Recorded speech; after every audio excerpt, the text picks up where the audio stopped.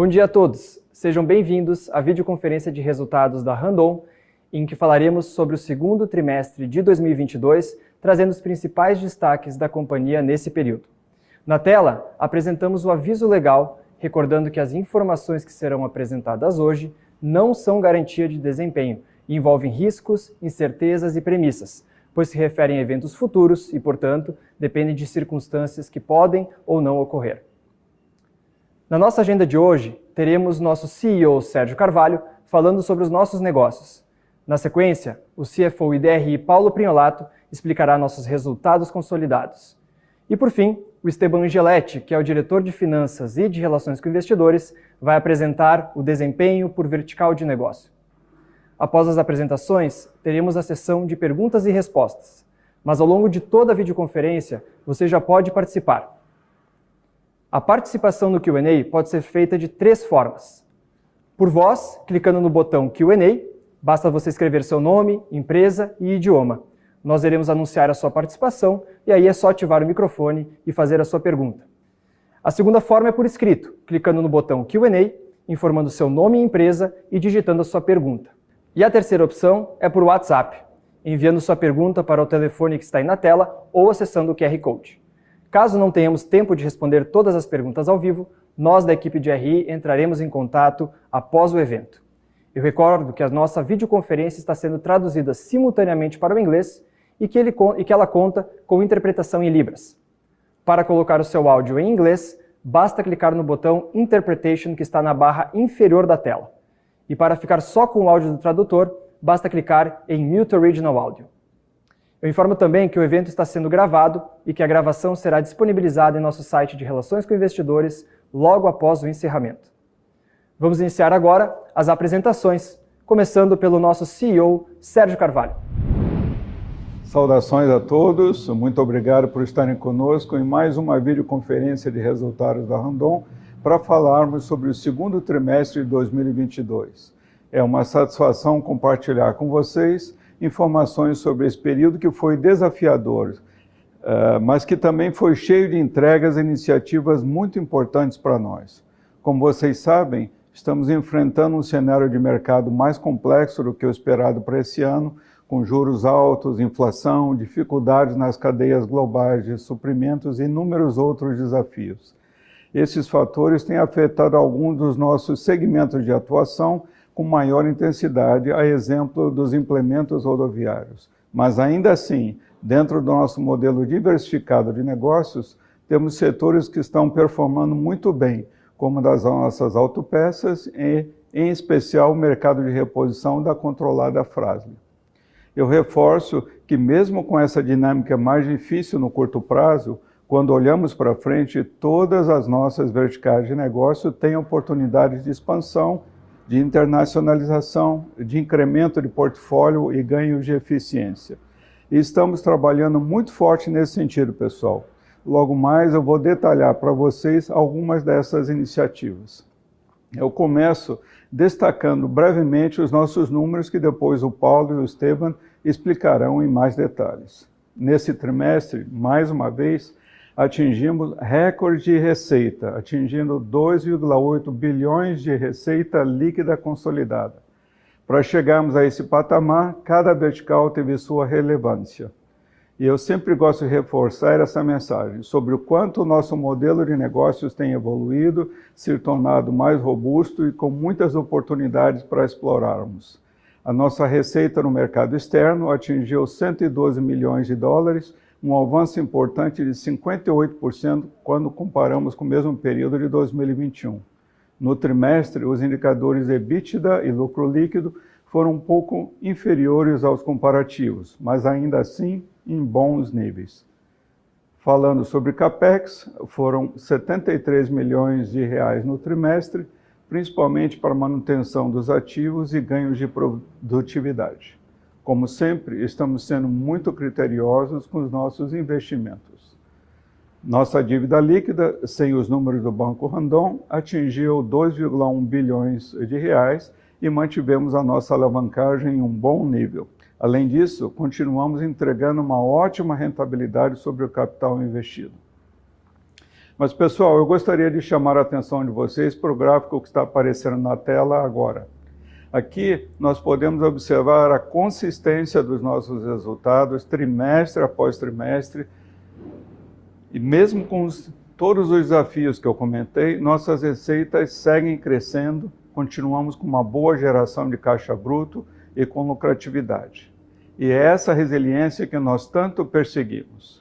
E temos certeza de que ela estará cada vez mais presente nos nossos resultados com as diversas iniciativas que estamos conduzindo em diferentes frentes de atuação, relacionadas principalmente à inovação, à internacionalização, ao aumento de portfólio, à eficiência operacional e à sustentabilidade. Nesse trimestre, tivemos muitas novidades em cada uma delas e eu quero compartilhar com vocês. Começando pela inovação, lançamos a linha de produtos New R, na nossa vertical montadora, que está totalmente conectada ao nosso compromisso de oferecer soluções que agreguem valor aos nossos clientes, reduzindo o seu custo de operação. Esses novos semi-reboques, além de terem um design muito mais moderno, trazem soluções voltadas à modularidade, eletromobilidade e muita tecnologia embarcada. O grande destaque é o graneleiro alumínio, que possibilita aos nossos clientes carregarem 1 tonelada a mais de carga em cada produto. É um diferencial competitivo realmente muito grande e, além disso, ele traz benefícios para o meio ambiente. Na tela, vocês têm o QR Code para acessar o vídeo com o lançamento da linha New R e conferir mais detalhes.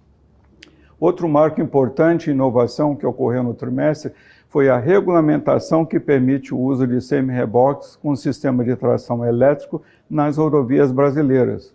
O nosso sistema ESIS foi tão inovador, pessoal, que não havia legislação prevista para esse tipo de produto. Então, tivemos que ir além da criação dessa solução e trabalhar também na construção da lei junto aos órgãos governamentais. Atualmente, temos 2 modelos de semi-reboques com sistema ESIS rodando com clientes, para fins de testes. Um é graneleiro e um frigorífico. E essa é a fase final de validação dessa tecnologia que deve ser comercializada até o final do ano. Pessoal, quero falar agora com vocês de um movimento muito relevante para as nossas empresas relacionados à nossa estratégia de internacionalização. No último dia 7 de julho, nós divulgamos, em fato relevante, a intenção de compra da Hercules Enterprises, um fabricante de semi-reboques localizado nos Estados Unidos.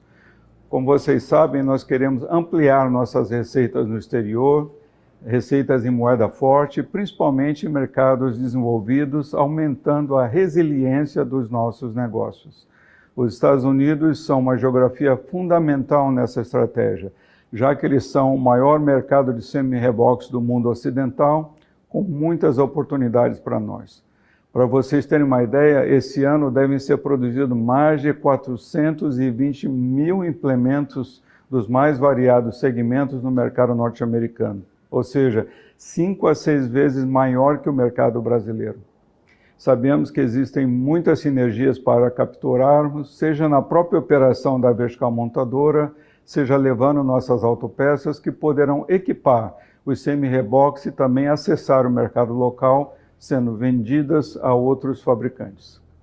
E além do movimento de M&A, temos mais uma frente para reforçar nossa entrada nos Estados Unidos, que são as exportações de semi-reboques a partir das nossas plantas brasileiras.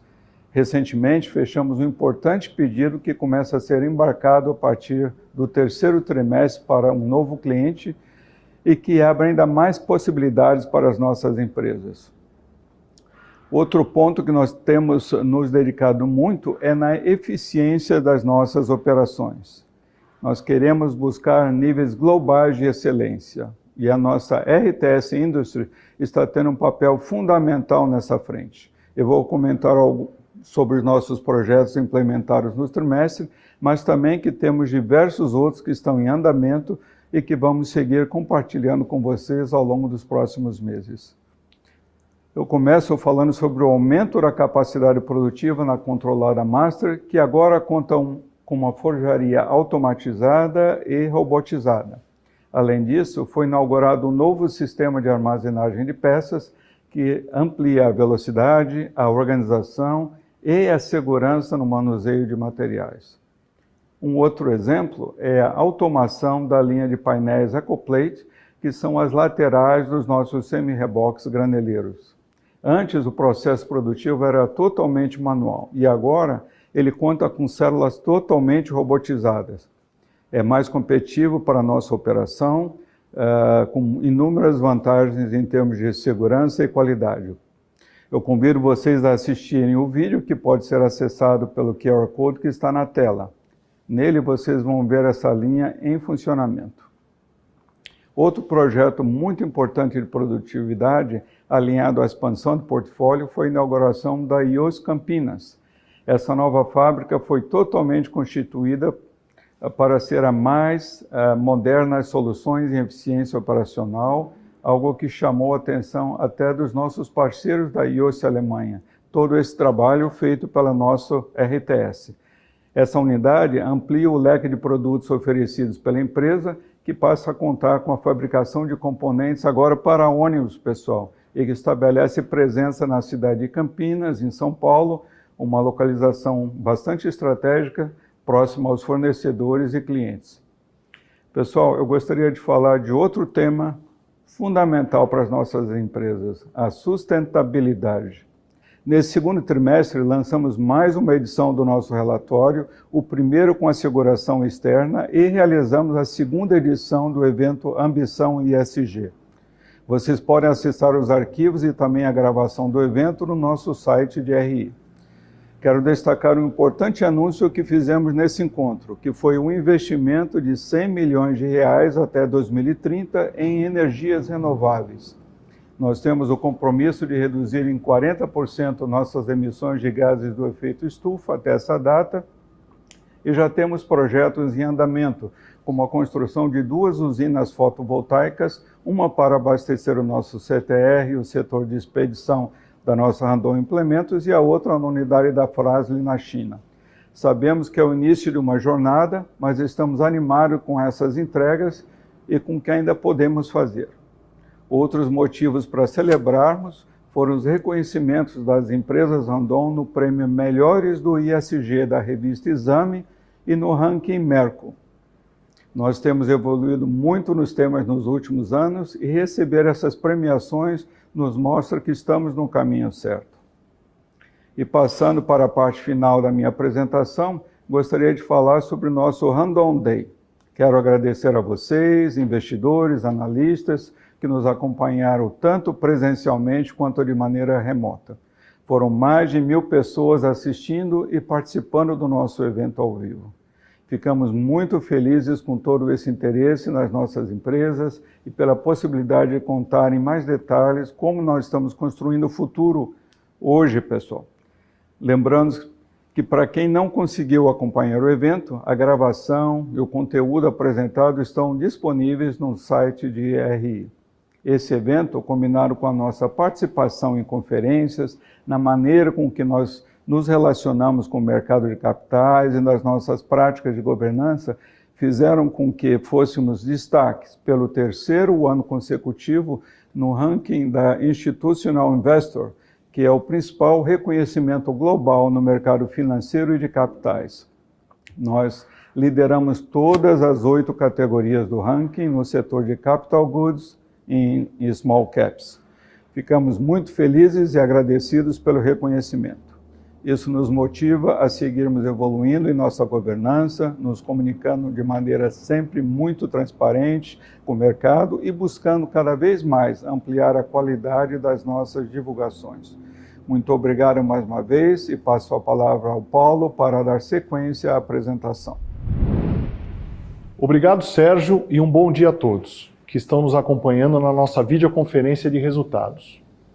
Aproveito para reforçar o agradecimento do Sérgio pelo reconhecimento que recebemos do mercado de capitais no ranking da Institutional Investor e de deixar o meu muito obrigado a todos os times da Randon que trabalham em conjunto conosco na evolução da governança da companhia e das nossas boas práticas. Vou começar falando um pouco sobre nossos mercados de atuação, mais especificamente caminhões e semi-reboques. Nesse trimestre, nós observamos uma desaceleração da demanda quando comparamos com os números de 2021. Quando olhamos para o mercado de caminhões, um fator importante foi a escassez de semicondutores, que segue afetando a produção e as vendas desse segmento. Ainda assim, no acumulado do ano, os volumes estão próximos dos registrados no ano passado, que foi um ano de período positivo para esse tipo de produto. Ao analisarmos o mercado de semi-reboques, a complexidade e os desafios são um pouco maiores. Embora o agronegócio continue com um ótimo desempenho, suportando grande parte da demanda atual, outros setores, como os relacionados aos bens de consumo, têm sentido com maior intensidade os efeitos do aumento de juros e da inflação.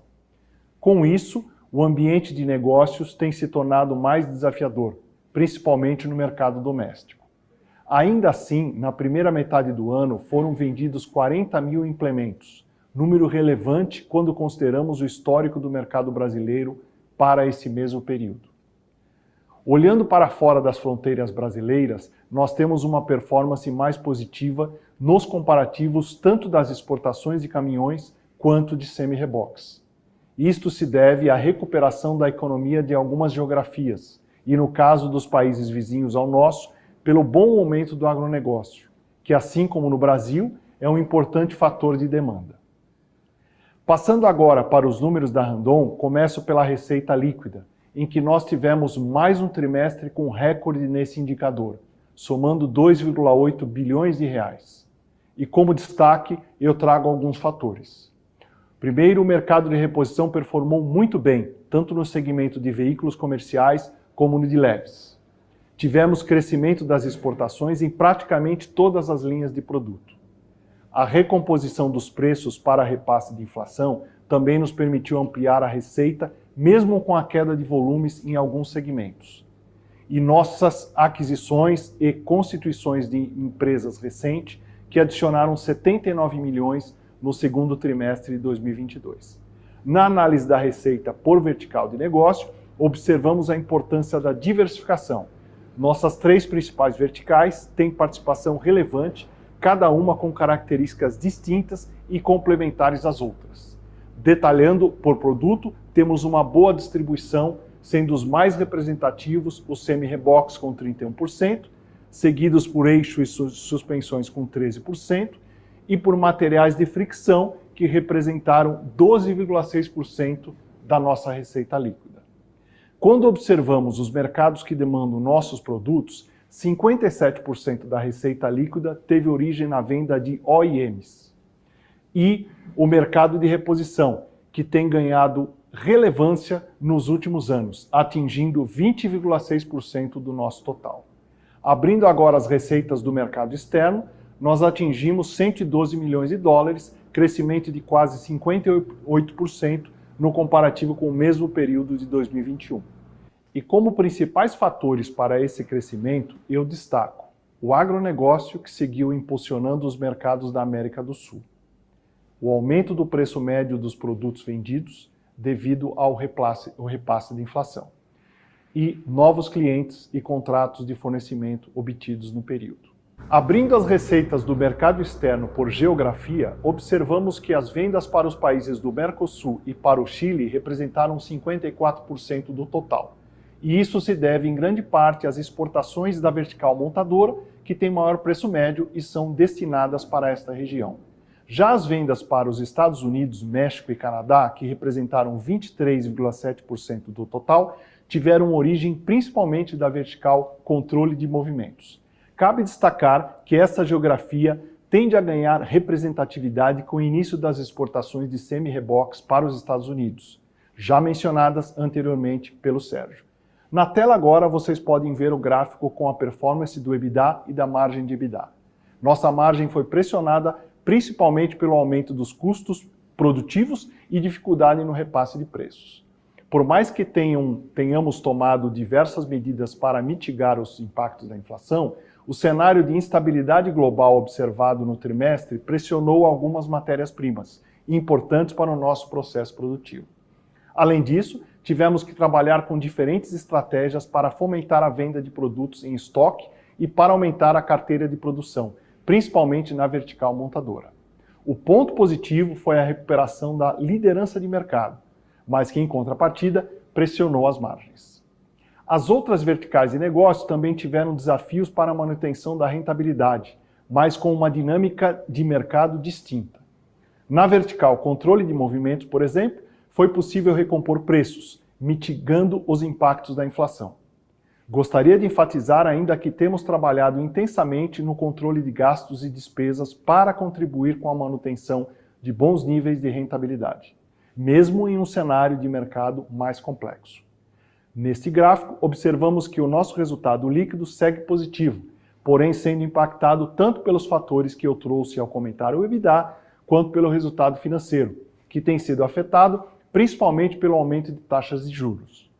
Passando para os destaques financeiros, começo falando da nossa dívida líquida, que ao final de junho atingiu 2,1 bilhões de reais, com alavancagem de 1,5 vezes o EBITDA dos últimos 12 meses.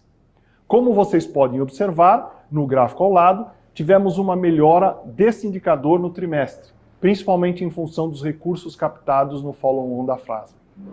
Nesse mesmo período, o custo médio da dívida aumentou, passando de 13,1% para 15% ao ano, em função do aumento da taxa da Selic.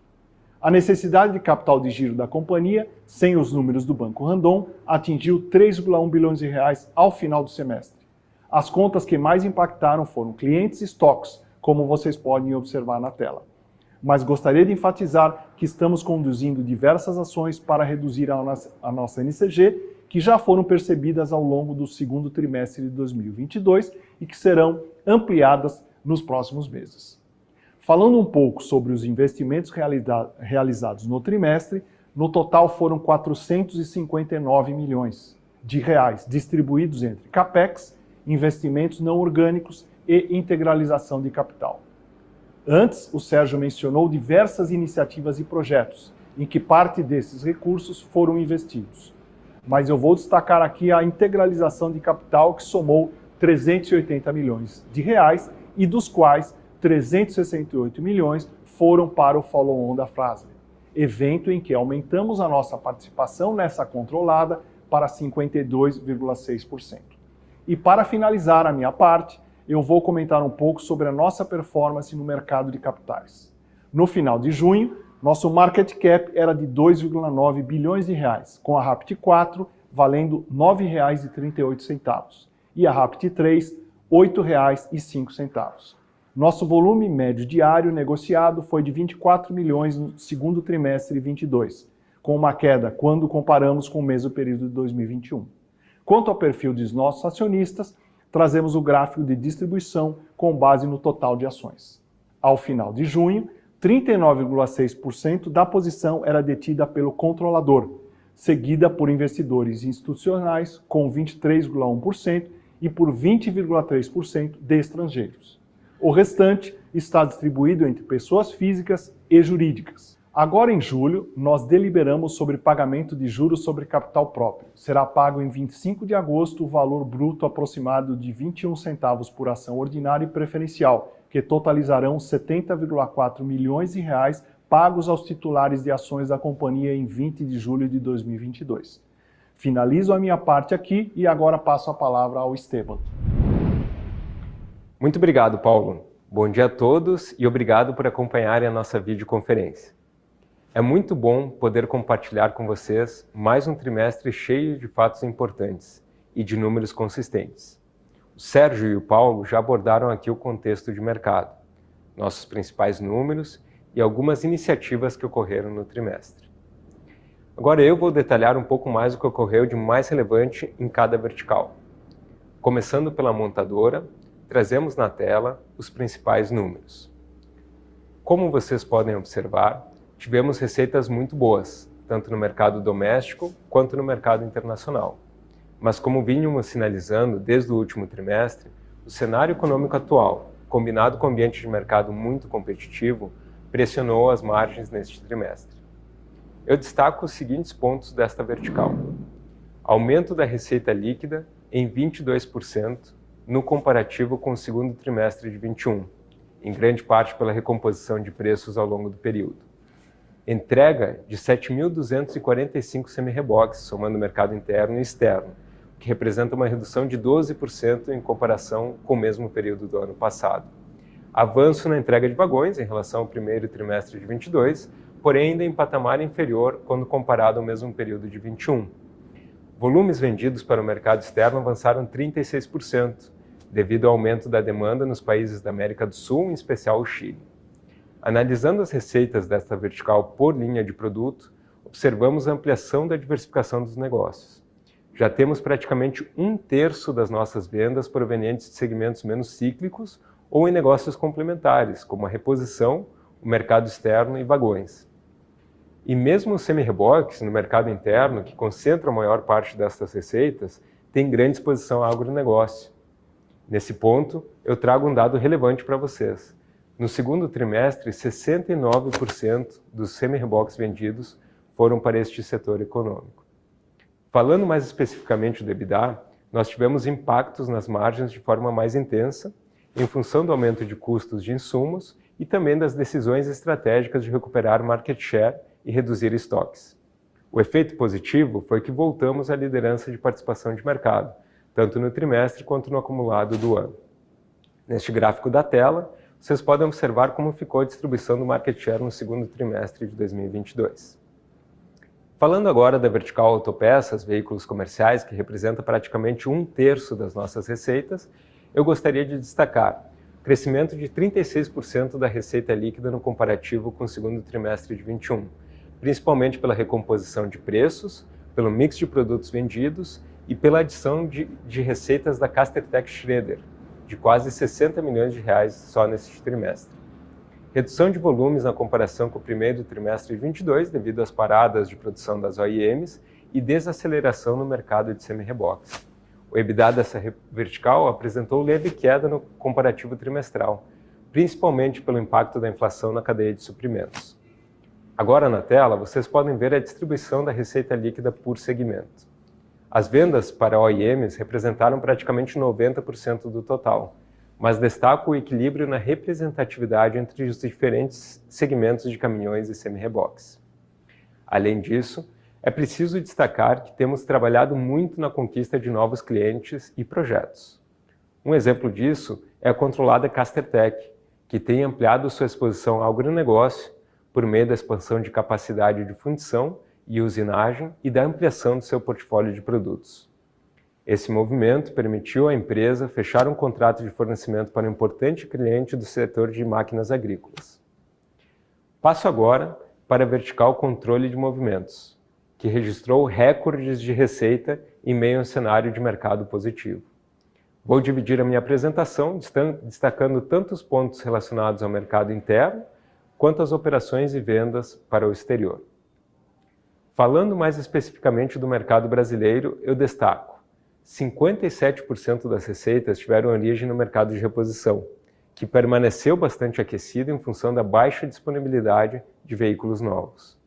Destaco também a forte demanda de lonas de freio para veículos comerciais, impulsionada pelo agronegócio. A venda recorde de amortecedores fornecidos pela controlada Nakata.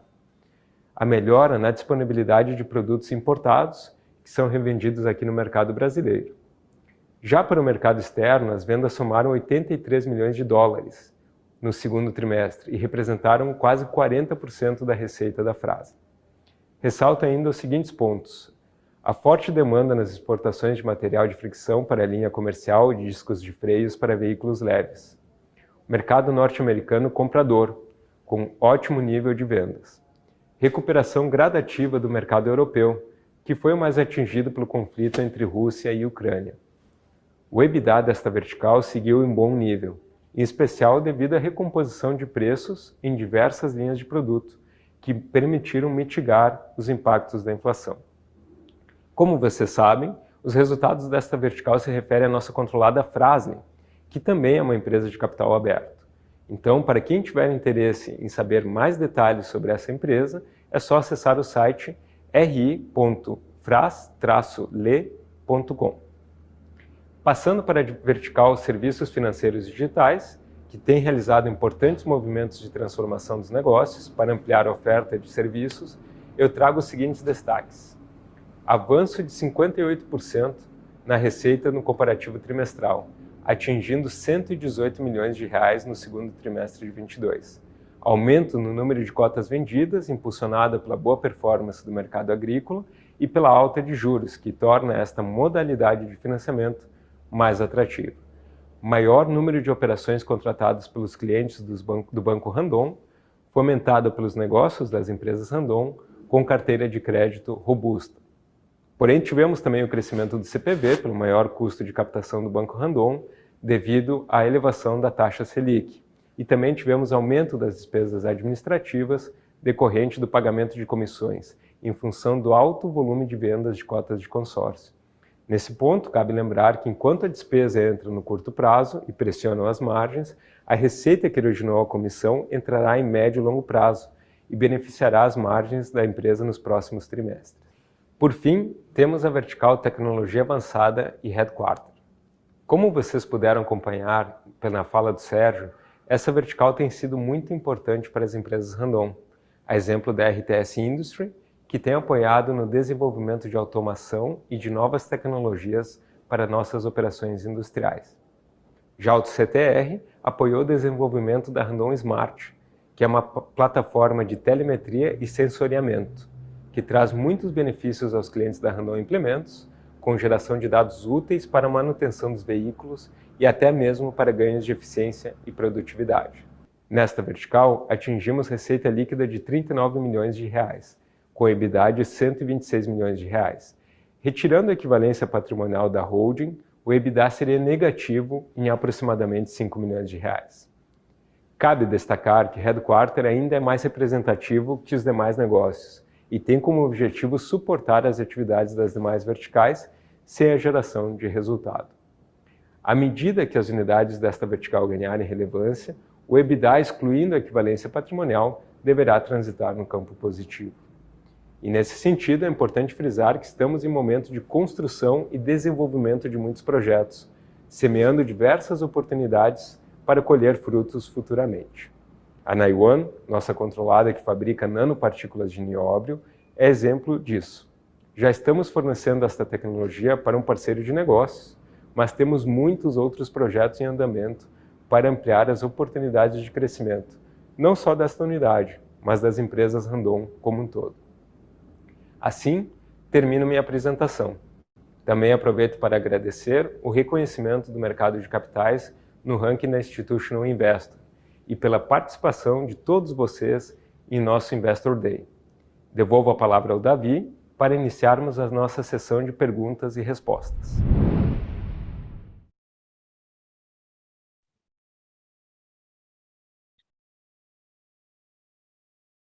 Bom dia a todos. Nós vamos iniciar agora. Agradeço primeiro Esteban, Sérgio e Paulo pela participação. A gente vai começar agora a nossa sessão de perguntas e respostas. Lembrando que a participação de vocês pode ser feita de 3 formas, como vocês podem ver na tela. Por voz, clicando no botão Q&A, escrevendo seu nome, empresa e idioma. E aí a gente chama vocês para ativar o microfone e fazer a sua pergunta. A segunda forma pode ser por escrito, mesma forma, escrever seu nome, empresa e digitar a pergunta ali no campo do Q&A, e a gente lê ela depois para passar os executivos fazerem a resposta. E a terceira opção é por WhatsApp. A gente tem o QR Code aqui, o número do telefone. Caso queira mandar pergunta também por essa via, a gente vai controlando aqui, depois a gente faz a pergunta da mesma forma. Então, para começar agora, a gente inicia por pergunta por voz, com o Lucas Marchiori, do BTG. Obrigado, Lucas, aí pela participação. Pode fazer a sua pergunta. Obrigado, Davi. Bom dia, pessoal. Dois tópicos dentro de implementos que eu queria ouvi-los aí um pouquinho agora. O primeiro, talvez discutir um pouco a estratégia, implementos, né? A gente viu esse primeiro semestre ser um pouco... o market share ser volátil, a gente tem conhecimento aí de alguns projetos de crescimento de capacidade, então queria entender qual que é o update mais recente do ponto de vista do que é a estratégia implementos, eventualmente a tentar segurar share, privilegiar dinâmica de precificação, repassar preço, ser o lead price maker aqui da indústria, ou eventualmente, como aconteceu aqui no Q2, talvez privilegiar um pouco de diluição de capacidade, voltar para volume, enfim, eu vi um pouco dessa estratégia de vocês. E segundo, talvez um pouco mais rápido aqui, acho que o Sérgio comentou na apresentação dele, um contrato de exportação de implementos para os Estados Unidos, que junto, né, com a nova capacidade lá da Hércules, é um pouco da estratégia de vocês crescer por lá. Se puderem comentar um pouquinho sobre esse contrato, assim, é relevante? Qual o tamanho? Talvez em unidades ali. Eu queria entender se o Brasil é realmente muito competitivo para exportar implemento aí para o mercado americano, se isso aqui deveria ser uma nova janela de crescimento aqui. Esses 2 pontos, pessoal. Obrigado. Lucas, obrigado pela pergunta, obrigado por participar da nossa conferência. Eu vou compartilhar essa resposta aqui com o Sérgio, vou começar só dando um pano de fundo. Sérgio, por favor, depois fique à vontade aí para aprofundar nesses 2 temas. Bom, Lucas, com relação, entendo que as 2 perguntas elas estão bastante relacionadas, né, sobre estratégia de implementos, e não é de hoje que a gente vem comentando que essa estratégia passa por crescimento também fora do Brasil. Quando a gente olha para o histórico de Randon, né, nós temos sido líderes de mercado, tendo uma participação aí de 35% a 40%, e fica mais difícil crescer quando você já é o líder de mercado, por isso que a gente tem buscado novas geografias. Nós somos reconhecidos aí na exportação de produtos, principalmente no Mercosul, no Chile, como foi mencionado também na apresentação, e na África. Porém, a gente sabe que o grande volume, né, a gente fala que a grande festa mesmo, em termos de volume de implementos, ocorre no hemisfério norte, principalmente aí Estados Unidos, Europa e a Ásia. E os Estados Unidos é uma geografia, o continente norte-americano, né, como um todo, é uma geografia onde a gente entende que existe uma penetração maior pelo nosso produto, e a gente está endereçando isso através de 3 frentes, né? Seja através da exportação, através do brownfield, com a potencial aquisição ainda a cumprir condições precedentes da Hércules, seja através do próprio greenfield, aumentando, né, organicamente nossas operações a partir dos Estados Unidos. Aí que entra justamente a questão da exportação, que a gente não pode aqui, claro, comentar nome de clientes, nem volumes. O que a gente pode comentar é que é uma das maiores exportações para o mercado norte-americano que a gente já teve na companhia, né, em toda a história da companhia. E, de novo, acreditamos que esse é apenas a porta de entrada aqui para a gente não só levar o nosso semi-reboque, mas também levar nossas autopeças para passar a fornecer para outros fabricantes lá nos Estados Unidos. Voltando para o mercado doméstico, aqui a gente comentava desde o trimestre passado que o ano todo ia ser uma busca de equilíbrio entre market share e rentabilidade. A gente gostaria e luta, né, para ter sempre os 2 juntos, né, continuar sendo líder de mercado com uma boa rentabilidade, porém isso é um fio da navalha, né, um equilíbrio muito tênue para a gente conseguir buscar, e continua sendo a dinâmica para o restante do ano aqui. A gente tem a cabeça assim de permanecer como líder de mercado, porém, a gente vai buscar, se o mercado não está pagando o preço que a gente entende o adequado, ou que não absorve repasse de inflação, a gente vai buscar o possível dentro de casa para mitigar esse impacto de inflação e mantermos a nossa margem, né? Sérgio, por favor, fica à vontade se você quiser complementar. Perfeito, Lucas. Obrigado pela pergunta. Acho que o Esteban já elaborou bem aqui na resposta. O que nós estamos fazendo, Lucas, é muito análogo àquilo que nós temos insistido nas nossas divulgações para as empresas Randon como um todo, nós temos um modelo para a nossa divisão montadora também mais resiliente às variações de mercado. Então, nós temos ali crescimento da parte ferroviária, das carrocerias, tem crescido agora com uma velocidade maior também, a nossa divisão de reposição dentro da montadora tem crescido, a parte internacional da nossa divisão montadora está crescendo, tudo isso com o mesmo objetivo de nós termos mais consistência, mais resiliência ali nas receitas. E dentro do mercado doméstico, nós investimos bastante no ano passado e esse ano em aumento de capacidade. Nós criamos ali Araraquara 2 também, tirando toda a produção de vagões da operação tradicional de semi-reboque, de maneira a expandir de uma maneira mais significativa a nossa capacidade produtiva.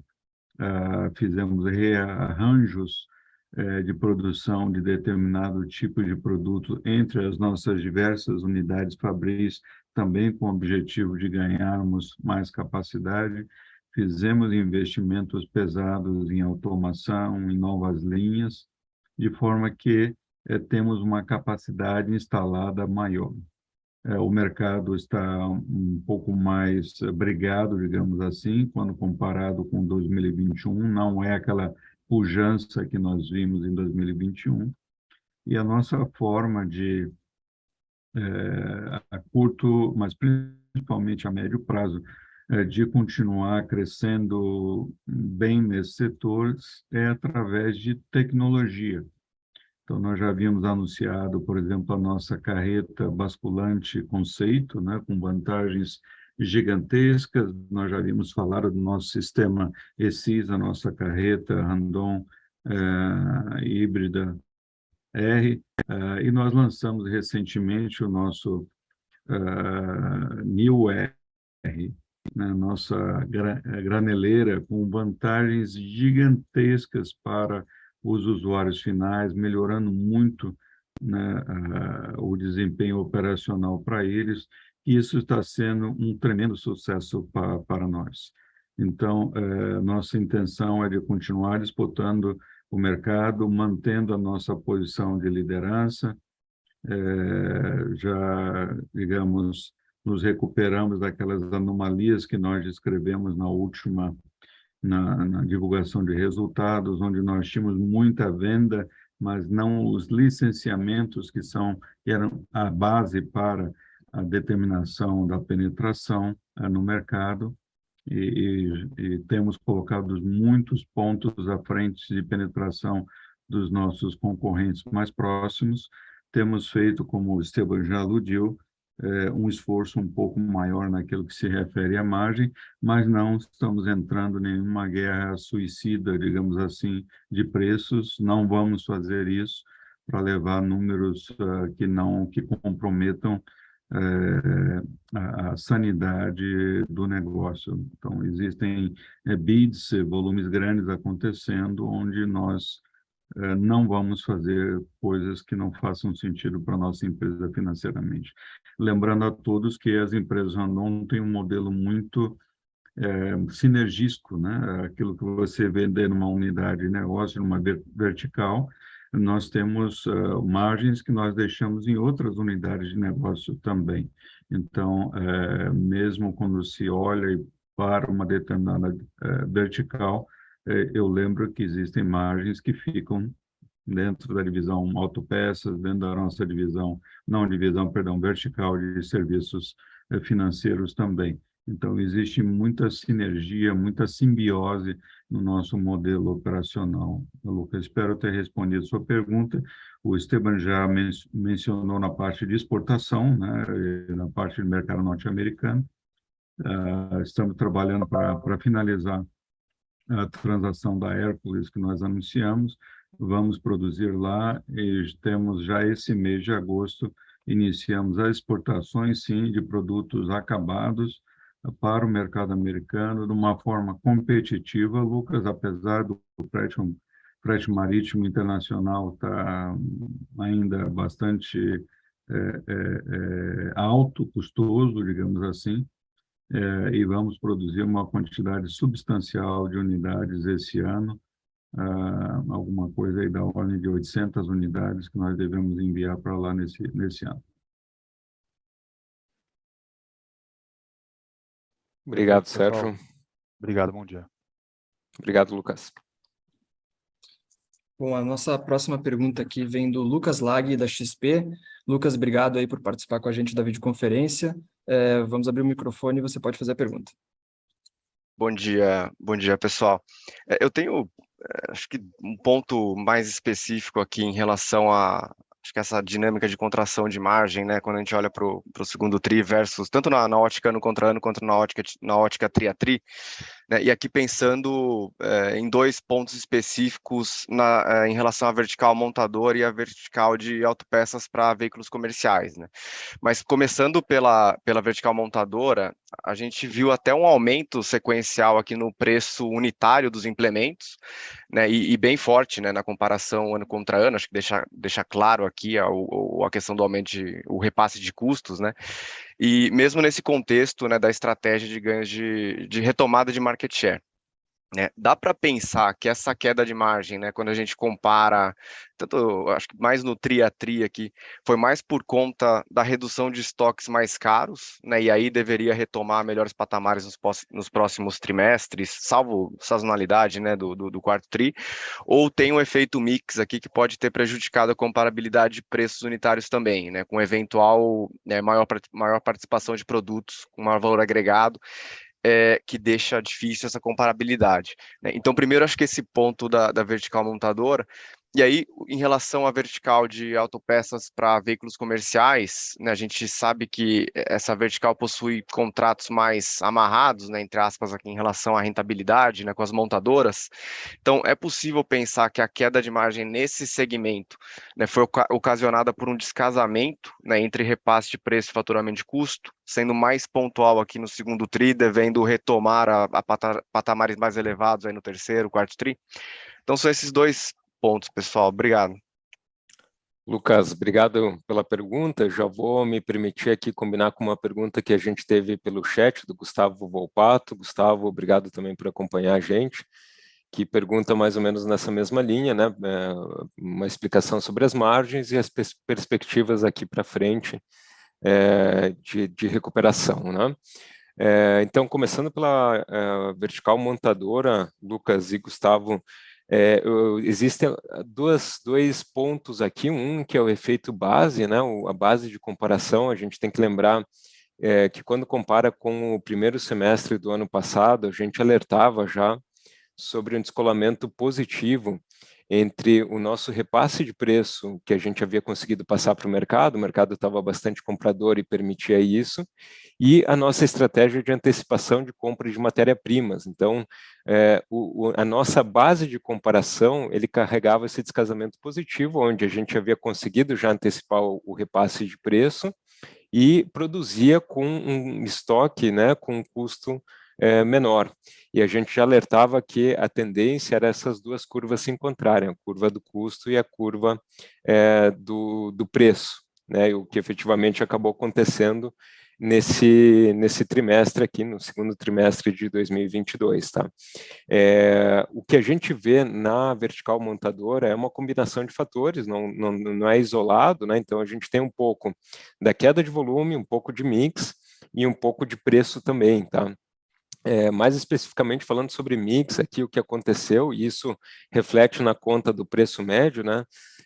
A gente teve um atraso ou uma postergação de venda de graneleiros, que geralmente é carregado no começo do ano, nos primeiros meses do ano. Isso não ocorreu por diversos fatores, um deles a própria alta da taxa Selic e a incerteza econômica e a própria incerteza trazida pela guerra em relação aos fertilizantes, que acabou, na nossa visão, postergando a colocação de pedidos por parte de clientes do agronegócio, mas aí a gente já está vendo isso retomando aqui no segundo semestre do ano, tá? E aí, de novo, já antecipando um pouco, né, o fato de termos, potencialmente no segundo semestre do ano, uma maior quantidade de pedidos de graneleiro, talvez derrube essa conta do preço médio, mas não é que em função de desconto, e sim por um ticket médio inferior em relação à comparação do primeiro semestre de 2022, tá? Em relação à vertical autopeças, aqui a gente tem o mix que favoreceu também no mesmo racional da vertical montadora, né, favoreceu um ticket médio maior. Por outro lado, a gente teve uma redução de volume, e isso acabou pressionando um pouco as margens da vertical autopeças. A gente sabe que durante esse trimestre, alguns de nossos clientes montadoras pararam, fizeram algumas paralisações, seja por falta de componentes, seja para redução de estoque, e isso acabou pressionando a margem, um volume menor acabou pressionando a margem, tá? Nossa expectativa aqui, obviamente, conforme a cadeia de suprimentos vai se regularizando, a gente deve ver essas margens voltando a um patamar mais, vamos dizer assim, mais equilibrado em relação aos períodos anteriores. E aí, para fechar esse tema de margem, né, e acho que ressaltar aqui o fato bom de ter um portfólio diversificado de negócios.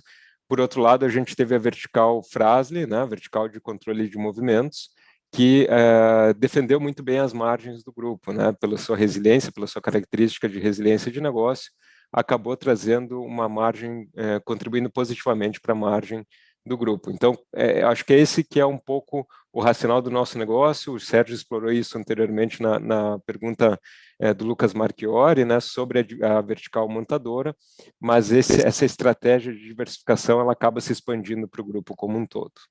Não sei se Sérgio e Paulo, se vocês quiserem complementar, por favor, fiquem à vontade.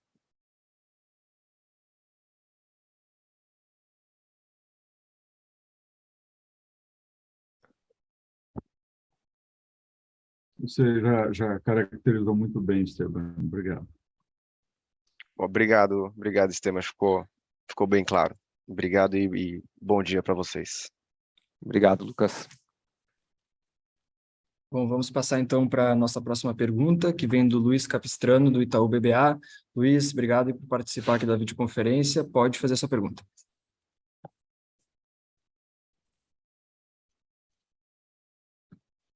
Pessoal, bom dia. Obrigado pelo espaço. Acho que a gente já discutiu aqui bastante das dinâmicas aí de cada negócio. Eu tenho mais duas perguntas pontuais com relação a isso, mas depois eu queria também casar com uma pergunta sobre o guidance. A primeira é uma atualização, assim, com relação a um pouco mais de detalhe nessa estratégia de implementos, esse balanço, essa dinâmica delicada entre market share e preço, casar isso também com uma discussão de estoque, porque eu entendo que vocês fecharam o primeiro trimestre com um estoque alto aí, né, antecipando os efeitos da guerra, e logo depois a gente viu um momento que as matérias-primas, elas se arrefeceram. Eu queria entender, puxar essa discussão para o segundo e para o terceiro trimestre agora, com a seguinte pergunta: os estoques que você fecharam em 31 de junho, agora, que é o que a gente vê nesse balanço publicado, eles estão com um preço de matéria-prima acima do que vocês estão vendo em julho e agosto? Isso deve ter, mais uma vez, um impacto em margem negativo no terceiro trimestre, dado o custo de carrego mesmo, a transição ali do estoque para o CPV, descolar do preço que a gente vê da commodity na tela. E a segunda pergunta também é uma atualização com relação à dinâmica competitiva, que vocês fizeram alguns repasses no início do ano, a concorrência não acompanhou, mas os custos continuaram subindo no segundo trimestre, né, como vocês comentaram. Queria entender como que a concorrência está se comportando com relação a isso, se ainda a gente está vendo eles segurando muito repasse. E para fechar tudo isso, eu queria só colocar em perspectiva aqui o guidance de vocês. Parece que quando a gente olha para a receita, o topo do range ele parece estar muito dentro de casa já, né? Se vocês replicam a performance de vendas aí do primeiro semestre, vocês já ficam confortáveis com relação ao topo do range. Com relação à margem, se a gente pega uma dinâmica no segundo semestre um pouco mais parecida com a do segundo trimestre, parece que a margem ela fica um pouco mais voltada para o bottom do range. Então, assim, eu tenho essas duas perguntas mais específicas do negócio para começar. E para fechar, seria legal ouvir de vocês, casando toda essa discussão que a gente teve até agora e das perguntas anteriores, como que vocês enxergam essa questão do guidance, se de fato para receita vocês estão confortáveis em ficar no topo, e se para margem de fato o cenário base aí parece ser de fato ficar mais para a parte inferior. Obrigado. Obrigado, Luiz. Eu vou me permitir dividir essa pergunta com o Sérgio. Sérgio, de repente, se você quiser comentar um pouquinho sobre a dinâmica competitiva, acho que a gente tem conversado recentemente sobre isso. E Paulo, também, se você de repente quiser comentar sobre guidance na sequência, mas eu abro aqui, Luiz, e obrigado aí pela pergunta, pela participação, falando um pouquinho sobre essa questão do estoque, tá? E aí na sequência já passo para Sérgio e para Paulo. Bom, com relação ao estoque, Luiz, a gente de fato carregou um estoque de produtos prontos maiores aqui no final desse primeiro semestre do ano, porém não vejo um impacto significativo em termos de custo. Existe sim uma tendência de estabilização de custo, pelo menos não ou não uma ameaça, uma potencial aumento de custo como nós vimos no ano passado. Porém, no que temos carregando no estoque, ele não tem um impacto significativo para as vendas futuras, tá? Em relação ao preço mesmo, né, a gente vê o mercado muito mais racional do que foi na última crise de 2016, existe diferença sim, porém essa é uma diferença, eu diria, muito mais normal em termos de racionalização de preço. Ninguém está fazendo uma guerra de preço muito significativa, até porque os concorrentes ou os fabricantes que sobreviveram à crise, a última grande crise, aprenderam a lição em termos de preservar a caixa também, exceto salvo uma que outra exceção, tá? Sérgio, se você quiser aproveitar já esse gancho para falar dos fabricantes e dos concorrentes, dinâmica competitiva de mercado, te passo a palavra. Perfeito. Eu entendo que a pergunta aqui seja mais focada na vertical montadora, certo, Luiz? Perfeito, Sérgio. Ok. Então, Luiz, nós tivemos em 2021 uma dinâmica um pouco fora do normal, no sentido que o mercado havia crescido de uma forma extremamente rápida, né? Foram 34%, se não me falha a memória, de crescimento do tamanho do mercado, chegando a mais de 90 mil unidades, e isso pegou muitos produtores, inclusive nós, Randon, sem ter a capacidade de produção alinhada à demanda do mercado. E ao se ver numa situação de restrição de capacidade, nós tivemos que a oportunidade, digamos assim, de gerenciar melhor as margens, já que eu não tenho como produzir e atender o meu mercado de uma maneira tradicional, eu posso maximizar o meu resultado dentro daquilo que eu consigo produzir, se você me entende. Mas essa dinâmica para 2022 já é diferente.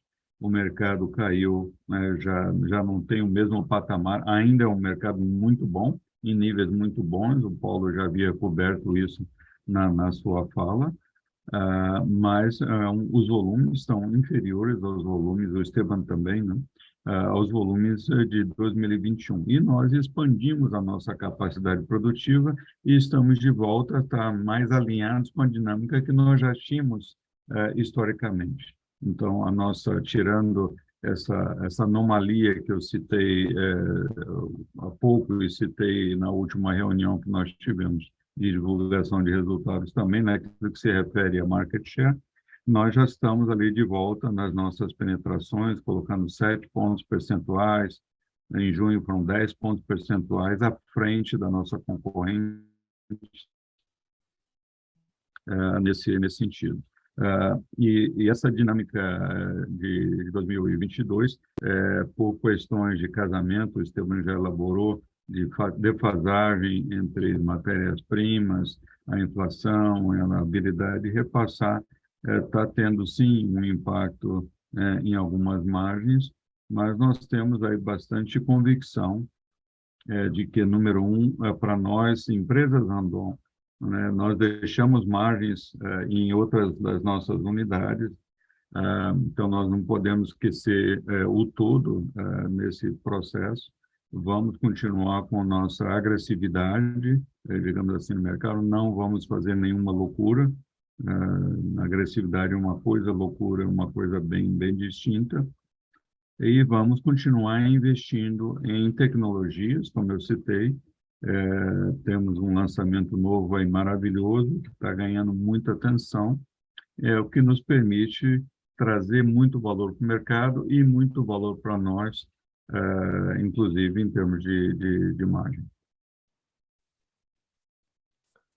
Obrigado, Sérgio. Paulo, acho que para fechar aqui a pergunta do Luiz, comentar um pouquinho sobre guidance de receita e de margem também. Luiz, bom dia, muito obrigado aí pela participação, pela sua pergunta.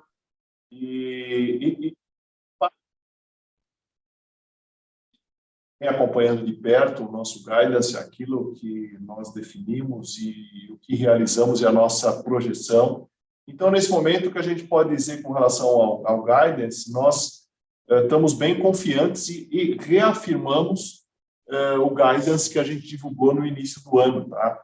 Então, acho que essa é a melhor forma de a gente se posicionar com relação a esse ponto, porque o objetivo ali é manter esse range em função de uma série de variáveis, e essa é a razão da gente manter um range, né?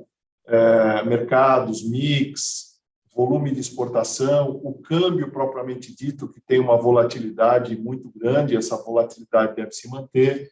Então, a gente reafirma o nosso guidance, tá, Luiz? Obrigado, Paulo. Obrigado, Luiz. Obrigado. Bom, passando então para a nossa próxima pergunta, vem da Renata Cabral do Citi. Renata, obrigado por estar com a gente aqui essa manhã. Pode fazer sua pergunta. Oi, pessoal, bom dia. Obrigada aí por pegar a minha pergunta. Do meu lado aqui são duas, né? Uma também um follow-up em relação ao guidance. Vocês estão tendo, né, uma performance muito boa em mercado internacional. E eu imagino que o guidance foi feito antes, né, dessas movimentações em relação aos Estados Unidos, tanto da exportação quanto da aquisição da Hércules. Então, minha pergunta é se existe a possibilidade, inclusive, de passar, né, o topo do guidance. E a minha segunda pergunta é ainda em relação ao mercado internacional e implementos. Eu acho que teve uma sinalização da companhia, né, antes de concluir o anúncio, né, da Hércules, de que existia uma intenção de ir para mercados maduros, poderia ser Estados Unidos e Europa. A minha pergunta é se, depois dessa aquisição, pelo menos no curto prazo, a Europa estaria fora do jogo, ou ainda é uma possibilidade? São essas minhas duas perguntas. Obrigada. Legal, obrigado, Renata, por nos acompanhar. Acho que passo a dividir essa pergunta aqui com o Paulo. Paulo, se você puder comentar sobre o guidance em relação às receitas no exterior. E, na sequência, Sérgio, para comentar um pouquinho sobre essa possível ida das nossas operações aí para a Europa, ou ampliação, na verdade, das nossas operações na Europa. Renata, bom dia. Obrigado pela participação e pela sua pergunta.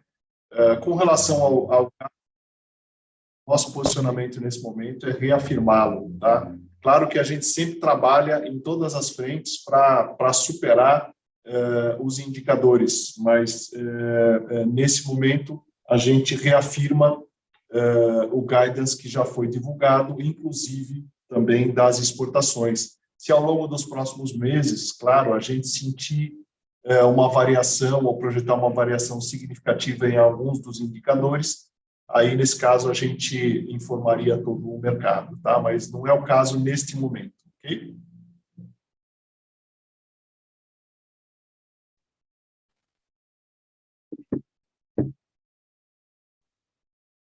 Esteban, quanto à pergunta sobre Europa, Isso. você quer responder? Gostaria que eu falasse? Se você puder comentar um pouquinho, Sérgio, nesse momento a gente vem falando já, né, a ideia de entrar em países maduros, em mercados maduros, e Estados Unidos foi um movimento mais recente, mas a possibilidade também de avançar em outras geografias como a Europa, né? Perfeito. Nós já temos, né, Renata, em primeiro lugar, obrigado pela pergunta. Nós já temos uma presença na Europa através da nossa controlada Fras-le, e para o tipo de portfólio como o da Fras-le, nós acreditamos que o mercado europeu seja, sim, uma opção, uma boa opção para nós como expansão. Mas quando nós falamos, por exemplo, para semi-rebox, nós não vemos a Europa como uma prioridade para nós naquilo que se refere a semi-rebox. Nós acreditamos que tenhamos mais condições de nos integrar melhor, de desenvolvermos o nosso modelo de negócio diferente do que aquilo que o mercado americano está acostumado, que nós possamos capturar mais valor de uma forma mais fácil no mercado norte-americano do que no mercado europeu. Então, o nosso ponto de atenção está sendo para a nossa divisão montadora, mesmo para nossas autopeças, não me refiro à Fras-le aqui, me refiro às autopeças para veículos comerciais. O mercado norte-americano ele está mais acima na nossa prioridade. Perfeito, Sérgio, obrigado. Mais uma vez, obrigado, Renata. Obrigada a vocês, bom dia. Bom, passando para a próxima pergunta, que vem do Pedro Fontana, do Bradesco BBI. Pedro, obrigado por estar com a gente, pode fazer a pergunta. Oi, pessoal, boa tarde. Primeiro, obrigado por pegar minha pergunta, parabéns pelo resultado. Recentemente, a Randon lançou a Randon Venice, a primeira distribuidora própria. Eu queria entender qual é a estratégia por trás desse movimento, se vocês pretendem internalizar a rede de distribuição. Perfeito, Pedro. Obrigado pela pergunta, por participar e acompanhar nossa videoconferência. Sérgio, acho que você é a pessoa mais indicada para comentar sobre essa pergunta aí. Perfeito. Pedro, obrigado pela pergunta. A resposta direta é não planejamos internar nossa rede de distribuição. Então, por que fizemos isso com a Venice? Porque uma série de razões. Em primeiro lugar, é ali a nossa central, é onde nós já atuamos, estamos baseados, já temos uma infraestrutura e nós tínhamos, no nosso modelo de desenvolvimento, nossos distribuidores, eles têm que atuar não apenas na venda do produto, mas serviços e peças também. Nós tínhamos dificuldades em avançar nesse tema e também vemos uma oportunidade, ao ter feito esse movimento, de atuarmos como um laboratório para diversos mecanismos diferentes de comercialização, de prestação de serviço. Então, nós podemos usar como uma incubadora, né, experimentarmos modelos diferentes, na medida que julguemos que um modelo diferente é mais adequado, aí nós apresentamos isso para o restante das nossas redes. Então, foram esses os racionais que nós usamos, mas não temos intenção de integrar a nossa rede de distribuição. Estamos muito felizes com ela, de uma maneira geral, muito pelo contrário, queremos continuar desenvolvendo e aumentando a nossa colaboração com a nossa rede. Perfeito. Obrigado, Pedro. Obrigado, Sérgio. Acho que temos tempo para mais uma, Davi. Vamos lá, então, vamos para a nossa última pergunta. Antes de chamar aqui, vai ser do Jonathan Coutras, do JP, mas antes de chamar, Jonathan, só lembrando que as perguntas que a gente, porventura, que não conseguir responder agora, em função do tempo, a gente vai entrar em contato e responder elas posteriormente. E então, agora a gente passa então, para essa última pergunta por voz. Jonathan, por favor, pode fazer sua pergunta. Perfeito, obrigado, Davi. Todos me escutam? Escutamos sim, Jonathan. Boa tarde, Esteban, Sérgio. Era mais um follow-up na internalização, que era se pudesse dar um pouco mais de cor sobre o ambiente competitivo nos Estados Unidos, né? Então, qual seria a vantagem competitiva que a Hercules teria? Seria mais uma questão de eficiência com o know-how de vocês, com preços mais competitivos, ou algum outro fator? Lembro que o Sérgio tinha comentado um pouco sobre isso já no Random Day, mas queria ouvir um pouquinho mais, se possível. Obrigado, pessoal. Claro, Jonathan, obrigado aí pela pergunta, pela oportunidade de falar um pouco mais sobre esse movimento importante para a gente. O Sérgio, obviamente, vai poder expandir mais, mas só para dar um pano de fundo aqui, e na apresentação o Sérgio já comentou, né, um mercado que tem aí de 5 a 6 vezes volume maior que o mercado brasileiro, e tem características diferentes tanto na ponta de cliente quanto na ponta de fabricantes e concorrentes, né, um mercado muito mais fragmentado e de nicho, né, o exemplo da própria Hercules, que fabrica um portfólio de produtos muito menor que o que nós fabricamos aqui no Brasil, então a gente enxerga uma possibilidade de crescimento bastante grande, seja via Greenfield, né, ampliando aquela operação com as nossas próprias conhecimentos, habilidades, seja também com relação à consolidação do mercado norte-americano também como uma oportunidade. E o Sérgio, em outras oportunidades, também comentou no próprio Investor Day em relação a competitividade da nossa manufatura versus o que se encontra também nas plantas dos Estados Unidos, como sendo um diferencial competitivo bastante importante para a gente penetrar o mercado norte-americano, né, Sérgio? Perfeito, Esteban. Jonathan, obrigado pela pergunta. Então, qual é a nossa ideia? Nossa ideia, né, naquilo que se refere a esse mercadão, né, nós falamos, são 400, entre aquilo que é o tradicional reportado nas estatísticas americanas, são 360 mil unidades, e os chamados porta-containers são mais 60 mil, eles não entram nessa estatística, o total algo como 420 mil unidades. É um mercadão, se você imaginar, nós conseguimos chegar a 5% de penetração, são 20 e tantas mil unidades, 10% de penetração, nós estamos falando de 40 mil unidades. Então, é um mercado muito, muito grande. O mercado americano, em alguns segmentos, automóveis, autopeças, para caminhões, por exemplo, ele é bastante moderno, efetivo, competitivo, eu diria. Mas no segmento de semi-reboques, a realidade é um pouco diferente. Foram os comentários que você se recorda de eu ter feito, realmente, o Esteban já comentou aqui há pouquinho, onde as operações nesse segmento, na sua maioria, não hajam exceções, mas na sua maioria, elas não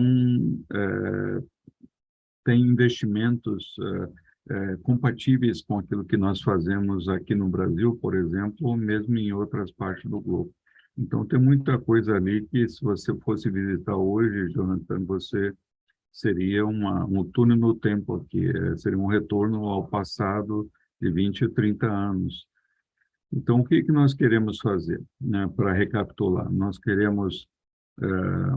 usamos ali a analogia de você engatinhar, depois andar e depois correr. Então, nós queremos participar de nichos para que nós possamos aprender um pouco mais, nos americanizar um pouco mais, a maneira de comercializar o produto lá é um pouco diferente.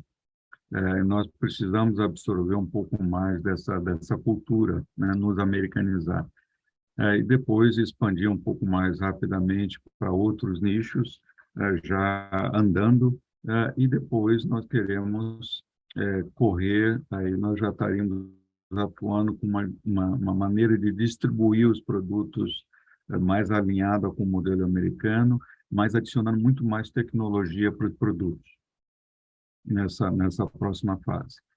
E nós lembramos que não queremos participar desse mercado americano do mesmo jeito que todos participam. O mercado americano é muito horizontalizado, são todas montadoras, compram todos os produtos dos mesmos players, e grande parte do valor agregado é aquilo que está abaixo, né? São os freios, os eixos, as suspensões, os pés mecânicos. Isso carrega um valor muito grande. E eles compram tudo isso. E nós possuímos e produzimos tudo isso. Então, o nosso modelo, em termos de integração, a partir do Brasil, é bem verdade, ele é bastante diferente. Isso vai nos dar uma vantagem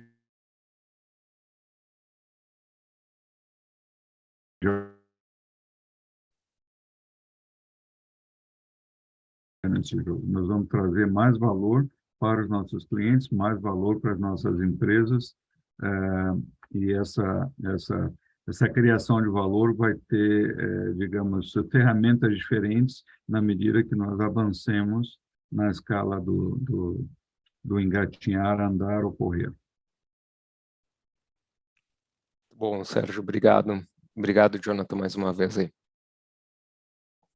Davi, devolvo para ti. Vamos lá, a gente está, então, encerrando a nossa videoconferência. Eu vou passar agora para o Sérgio fazer as considerações finais. Sérgio, por favor.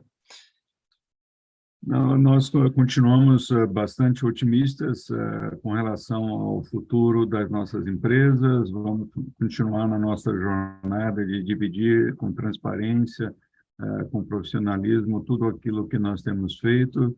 E quaisquer dúvidas que os senhores tenham, as perguntas que nós não conseguimos responder aqui, nós com certeza responderemos através de outros meios, e quaisquer dúvida, nós temos aqui a nossa equipe de RI conosco estamos todos disponíveis aqui para responder as dúvidas ou fazer esclarecimentos que se façam necessários. Muito obrigado e até a próxima. Obrigado, bom dia Obrigado, a todos. pessoal. Bom dia a todos. Obrigado, gente. Valeu. Bom dia.